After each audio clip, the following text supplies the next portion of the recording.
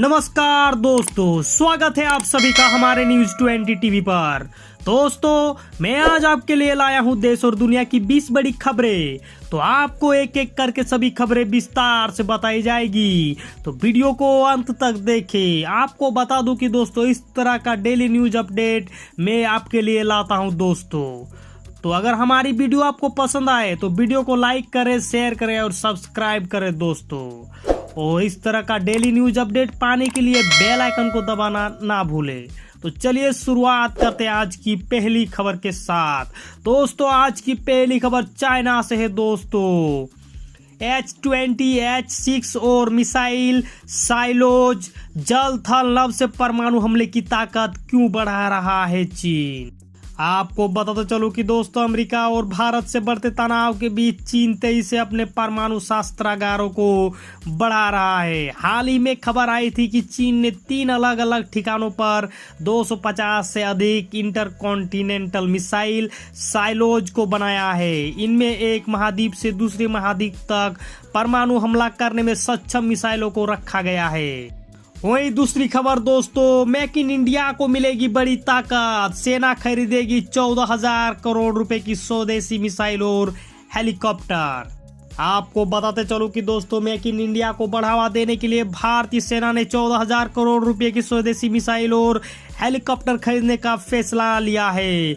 Make in India के तहत भारतीय सेना आकाश एयर डिफेंस मिसाइल सिस्टम की 2 रेजिमेंट और 25 उन्नत हल्के हेलीकॉप्टर की खरीदारी करेगी। इसके लिए सरकार के पास कुल 14,000 करोड़ रुपए का प्रस्ताव भेजा गया है। वहीं महाराष्ट्र से खबर है दोस्तों, संजय राउत का केंद्र सरकार पर बड़ा हमला। कहा किसानों पर लाठीचार्ज तालिबानी मानसिकता से कम नहीं। आपको बताते चलो कि हरियाणा में किसानों पर लाठीचार्ज को लेकर शिवसेना के राज्यसभा सांसद संजय राउत ने सोमवार को केंद्र सरकार पर जमकर हमला बोला। उन्होंने कहा कि किसानों पर हमला देश के लिए शर्मनाक घटना है। यह एक तरह की तालिबानी मानसिकता है। यह सरकार कैसे कह सकती है कि यह गरीबों के लिए है और किसानों के लिए है। यह सरकार तो किसानों की मन की बात भी नहीं सुनती। वहीं दोस्तों, करनाल से खबर है, लाठीचार्ज के बाद किसान की मौत, सफाई देते दिखी पुलिस।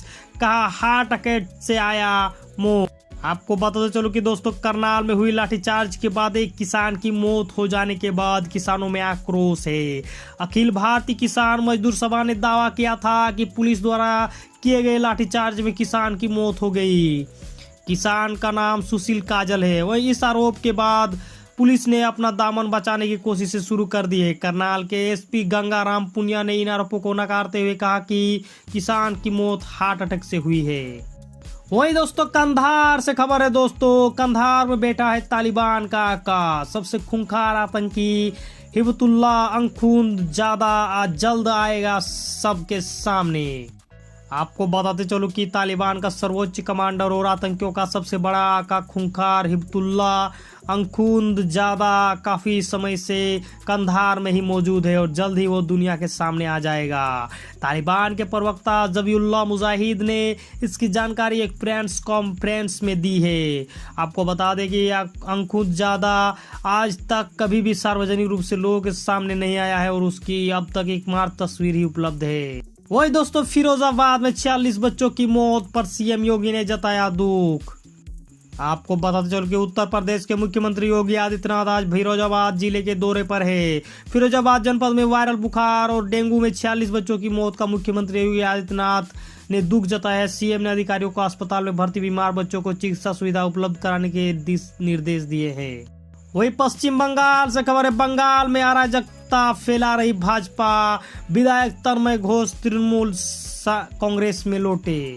आपको बताते चलो कि पश्चिम बंगाल ने बिष्णुपुर के विधायक तन्मय घोष सोमवार को तृणमूल कांग्रेस में शामिल हो गए। उन्होंने आरोप लगाया कि भारतीय जनता पार्टी प्रतिशोध की राजनीति में लिप्त है।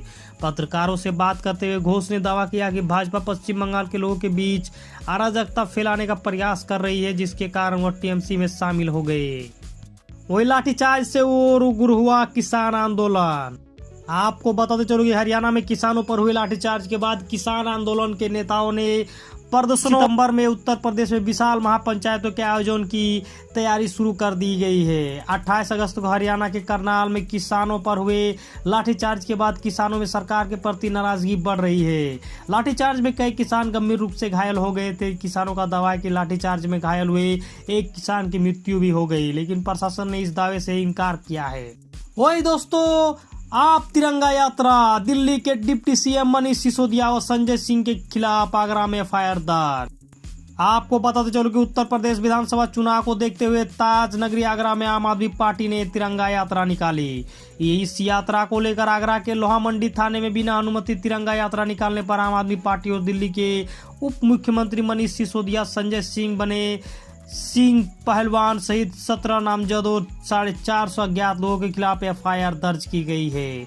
इस एफआईआर में लिखा गया है कि प्रशासन ने तिरंगा यात्रा के लिए 50 लोगों की अनुमति दी थी, लेकिन तिरंगा यात्रा में इससे अधिक लोग मौजूद थे। वहीं उत्तराखंड से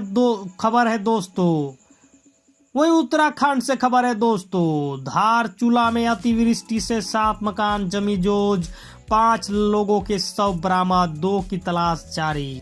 आपको बताते चलो कि उत्तराखंड में पिथौरागढ़ में रविवार देर रात भारी बारिश से तबाही मच गई। धारचूला के जुम्मा गांव में जामुनी तोक में लगभग 5 और सिरोउड़ियार तोक में 2 आवासीय मकान क्षतिग्रस्त हो गए। वहीं करीब 7 लोग लापता बताए जा रहे थे, जिसमें से अब तक 5 लोगों के शव बरामद कर लिए गए हैं। 2 लोगों की तलाश अभी जारी है। वहीं तालिबान ने भारत के साथ रिश्ते की दुहाई दी, चाबहार पोर्ट को भी बताया महत्वपूर्ण। आपको बताते चलो कि अंतर्राष्ट्रीय जगत में अपनी छवि सुधारने की जुगत में लगा तालिबान बार बार के साथ अपने रिश्तों की दुहाई दे रहा है। काबुल पर बंदूक के बल पर कब्जा जमाने वाले तालिबान बार बार यह संदेश दे रहा है कि वह बदल गया है और भारत के साथ अफगानिस्तान के राजनीतिक और कारोबारी संबंध बनाए रखना चाहता है। वही जातीय जनगणना से सबको फायदा, बोले नीतीश, जनसंख्या नियंत्रण के लिए लोग कानून बनाए। आपको बताते चलो कि पटना मुख्यमंत्री नीतीश कुमार ने कहा कि जातीय जनगणना बेहद जरूरी है। यह किसी के खिलाफ नहीं है, यह सबके पक्ष में है। इसका फायदा सभी को मिलेगा। किस जाति की कितनी आबादी है, किसकी जानकारी मिल जाए तो सबको विकास को बल मिलेगा। मुख्यमंत्री रविवार को जदयू की राष्ट्रीय परिषद की बैठक को संबोधित करते रहे थे। वही मुख्तार के भाई सिबगतुल्लाह की सदस्यता पर भाजपा का हमला, गुंडों से गलभिया सपा का असली चेहरा। आपको बताते चलो कि दोस्तों, भारतीय जनता पार्टी ने बहुजन समाज पार्टी के मऊ के बाहुबली विधायक मुख्तार अंसारी के भाई और पूर्व विधायक सिबगतुल्लाह अंसारी के समाजवादी पार्टी में शामिल होने को मुद्दा बनाते हुए सपा प्रमुख अखिलेश यादव पर निशाना साधते हुए कहा है कि सत्ता पाने के लिए कुछ भी करेगा की तर्ज पर अखिलेश चल रहे हैं। वही नीमच घटना पर बोले शिवराज, अपराधियों के साथ ऐसा करेंगे कि अपराध करने से पहले 17 बार सोचेगा। आपको बताते चलो कि नीमच में शनिवार को हैवानियत का एक वीडियो जो सामने आया था, जहां कुछ लोगों ने चोरी के शक में आदिवासी युवक कन्हैया भील की न केवल बेरहमी से पिटाई की बल्कि उसे पिकअप गाड़ी से बांधकर सड़क पर घसीट भी दिया, जिसके बाद कन्हैया ने अस्पताल में दम तोड़ दिया। इस घटना के बाद से ही देश भर में शिवराज सरकार के लोगों को निशाने पर आ गए हैं। अब इस प्रदेश के मुखिया शिवराज सिंह चौहान और प्रदेश बीजेपी अध्यक्ष वीडी शर्मा का बयान सामने आया, जिसमें उन्होंने कहा कि नीमच घटना पर जो दोषी है उसको इस प्रकार से ट्रीटमेंट किया जाएगा कि वो अपराध करने से पहले 17 बार सोचेगा। वही अफगानिस्तान से खबर है, तालिबान ने की अमेरिकी ड्रोन हमले की निंदा, कहा दूसरे देशों में आक्रमण करना गैर कानूनी। आपको बताते चलो कि अफगानिस्तान में तालिबान के प्रवक्ता जबीउल्लाह मुजाहिद ने राजधानी काबुल में रविवार को अमेरिकी हवाई हमले की निंदा की है। उन्होंने कहा कि दूसरे देशों में मनमाने ढंग से हमले करना गैर कानूनी है। प्रवक्ता जबीउल्लाह ने बताया कि इस हमले में 7 आम आदमी भी मारे गए हैं। मुजाहिद ने चीनी टीवी CGTN को एक लिखित जवाब में कहा कि अगर अफगानिस्तान में कोई संभावित खतरा था तो हमें इसकी सूचना दी जानी चाहिए। वही पाकिस्तान को तालिबान से लगा झटका, कहा हमें भारत से झगड़े में न घसीटी जाए, पड़ोसियों से चाहते अच्छी रिश्ते। आपको बताते चलेगा अफगानिस्तान में तालिबान का राज फैलने के साथ ही बार बार कहा गया कि पाकिस्तान तालिबान के साथ मिलकर भारत के खिलाफ कार्रवाई कर सकता है, लेकिन अब तालिबान ने खुद साफ कर दिया है कि उसका इससे कोई लेना देना नहीं, बल्कि वह पड़ोसी देशों के साथ रिश्ते अच्छे बनाना चाहता है। वही पाकिस्तानी NSA ने पश्चिमी देशों को दी धमकी, तालिबान को मान्यता दो नहीं तो 9/11 जैसे हमला। आपको पता चल कि पाकिस्तान को बड़ बोले राष्ट्रीय सुरक्षा सलाहकार मोहिद यूसुफ ने पश्चिमी देशों को सीधी धमकी दी है। अगर तालिबान को मान्यता नहीं दी गई तो उन्हें एक और 9/11 जैसे भीषण हमले का सामना करना होगा। यूसुफ ने कहा कि अफगानिस्तान को दूसरी बार अलग थलग छोड़ देने पर पश्चिमी देशों में व्यापक शरणार्थी संकट आ जाएगा। वहीं कोरोना के डेल्टा वेरिएंट के कहर से अमेरिका में भारत जैसे हालात, ऑक्सीजन की भारी कमी। आपको बता चलो कि अमेरिका में कोरोना वायरस के डेल्टा वेरिएंट का कहर बढ़ता ही जा रहा है और भारत की तरह से ही यहाँ पर भी कई अस्पतालों में ऑक्सीजन की भारी कमी होती जा रही है। बताया जा रहा है कि अमेरिका के दक्षिणी हिस्सों में अस्पतालों की हालत बेहद खराब है। इस क्षेत्र में आ रहे ज्यादातर कोरोना के मामले उन लोगों के हैं जिन्होंने वैक्सीन नहीं लगवाई है। वही भारत में तालिबान की एंट्री की आशंका पर बोले सेना जनरल, चिंता की कोई बात नहीं। आपको बता चलो कि भारतीय सेना के एक जनरल रविवार को कहा कि कश्मीर घाटी में सुरक्षा की स्थिति नियंत्रण में है और तालिबान के अफगानिस्तान के अधिग्रहण के संभावित नतीजों को लेकर चिंता की कोई बात नहीं है। श्रीनगर एक स्पोर्ट्स इवेंट में सेना के 15 कोर के general officer commanding lieutenant general DP Pande ने कहा, यह एक खेल का मैदान है और बाहरी लोगों के बारे में टिप्पणी नहीं करना चाहता।